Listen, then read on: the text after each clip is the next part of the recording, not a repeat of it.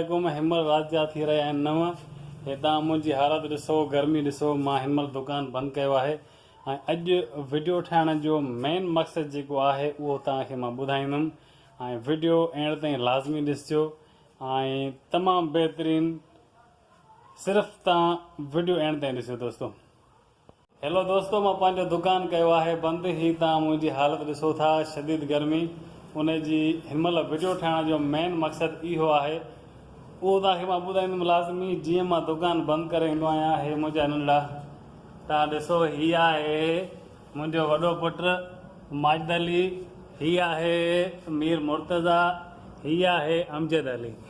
जीअं दुकानु मां बंदि करे ईंदो आहियां, हिननि जो निगाहूं सिर्फ़ु दर ॾे हूंदियूं त बाबो दुकानु बंदि कंदो ऐं असांखे टाइम ॾींदो।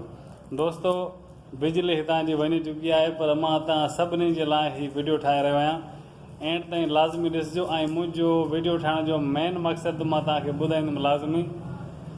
ऐं हे ॾिसो त कहिड़ी शदीद गर्मीअ में आहिनि नंढा, पर छा कजे दोस्तो।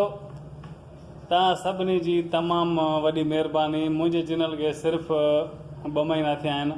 तव्हां मुंहिंजे चैनल खे जेतिरी हौसला अफ़ज़ाई ऐं मुंहिंजी सपोर्ट कई आहे, उन मां मां तमामु घणो ख़ुशि आहियां ऐं मूंखे तव्हां सभिनी भाइरनि मां इहा उमेदु आहे त तव्हां मुंहिंजे चैनल खे ॾिसंदो, उनखे लाइक कंदो, उनखे सब्सक्राइब कंदो ऐं मूं सिंधी भाउ जी सपोर्ट तव्हां लाज़मी कंदो। दोस्तो, मां तमामु घणी महिनत करे रहियो आहियां ऐं मूंखे तव्हां सभिनी भाइरनि मां तमामु घणी उमेदु आहे त तव्हां मुंहिंजी सपोर्ट कंदो ऐं मूंखे जी हौसला अफ़ज़ाई कंदो ऐं मुंहिंजे चैनल खे तव्हां अॻिते वधाईंदो।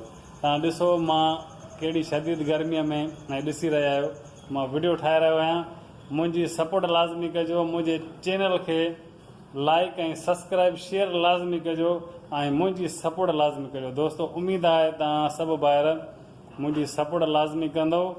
मिलंदासीं नेक्स्ट वीडियो में। टेक केयर एंड अल्लाह हाफ़िज़।